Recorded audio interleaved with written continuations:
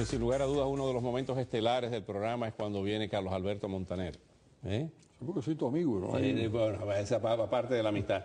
Carlos Alberto es Otra vez a Dios. Vamos a empezar por la parte de la ficción que muchas veces es más real que lo que la gente se imagina.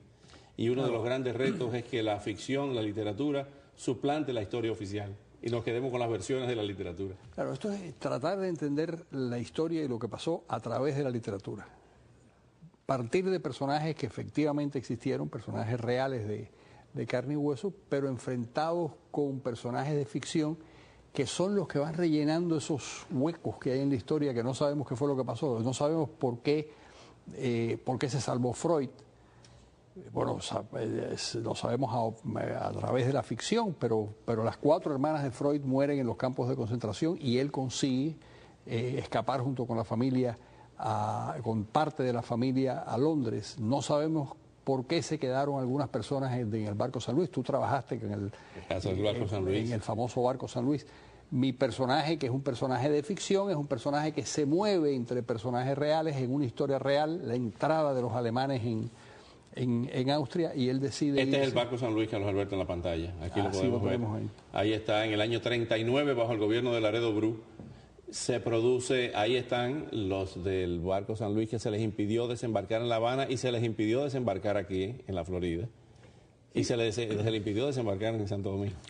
También, bueno, los dominicanos fueron los que Trujillo, curiosamente, les abrió las puertas si ellos querían, pero pensaron que podían quedarse en los Estados Unidos, que finalmente iban a poder negociar eso, pero había un grupo antisemita grande en el gobierno de Roosevelt, empezando por Cordell Hull, el secretario de Estado, que no tenía ningún interés, en fin, que tenía una posición bastante antisemita y anti-Israel, porque ya empezaba a hablarse de la posibilidad de que se creara el Estado de Israel y tenía una posición contraria a eso. Pero lo cierto es que algunas personas desembarcaron en Cuba, algunas niñas que iban en ese barco, y el padre que estaba en Cuba fue a ver al general Montalvo desesperado, y el general Montalvo mandó a uno de sus ayudantes y dijo: sáquelas de ahí aunque sea a punta de pistola, pero hay que salvar a esas niñas. Carlos Alberto, muchas personas se están acercando y diciendo qué pasó, no recuerdan que escribiste Trama hace ya algunos años. ¿Qué te hace regresar a la ficción? Realmente mi vocación primera fue la ficción. Yo empecé escribiendo libros de cuentos, escribí una novela en el 72 que se llamó Perro Mundo, y me hubiera gustado seguir por ese camino. Esa fue la película. La película que se hizo en República Dominicana, Perro del Hambre, efectivamente. Me hubiera gustado seguir por ese camino. Esta novela tiene una parte muy importante que se hace en Cuba, es decir, que los protagonistas se mueven en Cuba. Es la Segunda Guerra Mundial vista desde Cuba. Que siempre pensamos en la historia de Cuba, y en la historia de Cuba hay muchas historias. Claro. Y también está la Segunda Guerra Mundial, están los submarinos rodeando Cuba, los submarinos hundiendo barcos mercantes cubanos, y luego el intento por detener ese proceso. ¿Había muchos germanófilos en Cuba? Había unos cuantos. Hubo un tal Proías que intentó crear un partido nazi, hubo manifestaciones de miles de personas para tratar de impedir que los judíos se quedaran en Cuba, no porque fueran antisemitas exactamente, sino porque... No, los germanófilos, yo digo, por eso no te digo antisemitas. Por eso eran antiextranjeros. No había tantos germanófilos, como había un nacionalismo exacerbado que hizo que expulsaran a los jamaicanos, que no dejaran desembarcar, por ejemplo, a estos judíos, que crearan leyes para impedir que los inmigrantes... En los años 30, Cuba vivió un periodo de nacionalismo muy triste. Y hay el partido ABC se vestía de camisas pardas y eso. Sí, había un elemento medio fascistoide en el ABC, y había periódicos que defendían la posición alemana. Y hubo manifestaciones, dicen ellos, en la época de 40.000 personas. A mí me extraña que haya tanta gente dispuesta a manifestarse en contra de la presencia de los judíos en La Habana, pero la cifra que da la prensa es 40.000 personas desfilan en La Habana en un periodo que se llama La Discusión. La Discusión. Sí. Hay un espía alemán que es capturado. Hay un espía alemán que es capturado en Cuba, y es el peor de los espías. Era un tipo de una torpeza extraordinaria, que lo mandan a Cuba para que espíe todo lo que es el tránsito comercial desde la isla. Sí. porque era muy importante impedir que los ingleses recibieran el azúcar y recibieran las cosas que podían salir desde Cuba, algunos minerales. Pero el espía aquel... Luning, que era en alemán, pero él llega con un pasaporte hondureño y además hablaba español. Su perdición fue que hablaba español. No se lo dio Zelaya.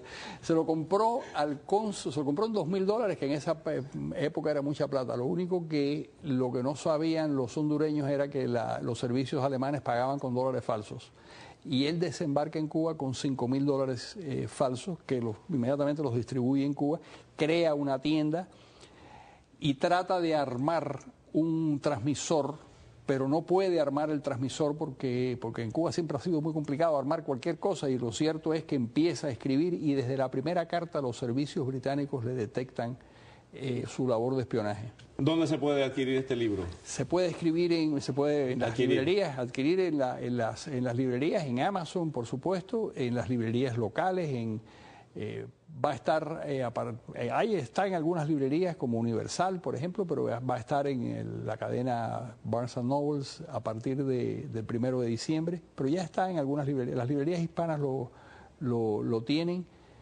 Y, por supuesto... Es un magnífico regalo de Navidad y de Thanksgiving de un gran escritor. Carlos Alberto, hablando de la actualidad, esta posibilidad de cambio de la posición común de la Unión Europea, ¿cómo lo ves? Como una transacción. En el caso de España, una transacción ahí con el tema de Carromero, que está preso en Cuba, que quieren acabar de rescatarlo de las prisiones cubanas. La posición común va a continuar. Lo que va a ocurrir son ciertas modificaciones a la posición común, es decir, los países que quieran tener relaciones bilaterales lo pueden tenerlo sin ningún tipo de limitación ni cortapisa. ¿Por qué modificar esa posición en un momento que sigue la represión? No van a modificar, es decir, yo creo que va a seguir. Además, para eliminar la posición común tienen que ponerse de acuerdo los 27 países, y hay algunos países muy firmes, como es la República Checa, como es Holanda, como es Suecia. Y hay otros que casi no existen. Y España tampoco. España quiere ayudar, quiere servir a los cubanos, pero tienen obligaciones también, y tienen además el incendio económico que está padeciendo el país, y necesitan manejarse ahí con un equilibrio muy grande. Pero yo no esperaría que Europa adoptara ninguna posición de respaldo a la dictadura cubana que el gobierno cubano pueda utilizar libremente. Anoche teníamos a un actor que pidió asilo acá y me decía que el 90% de sus amigos ya vivían en el extranjero, un joven en los early 30s, como dicen aquí en inglés, en los primeros 30 años de su vida. Y cuando le hago la pregunta de que por qué, si nadie trata de cambiar la realidad, me dice, no, todo el mundo está tratando de cambiar su realidad, yéndose como ocurrió en Alemania. La Alemania nazi, todo el mundo lo que quería era irse de ese desastre. Sí, esa es la actitud de los cubanos. Es decir, los cubanos hay tres cosas que los paralizan. Por supuesto, la represión, la inercia. El sistema ha venido funcionando desde hace 53 años y es lo que ocurre.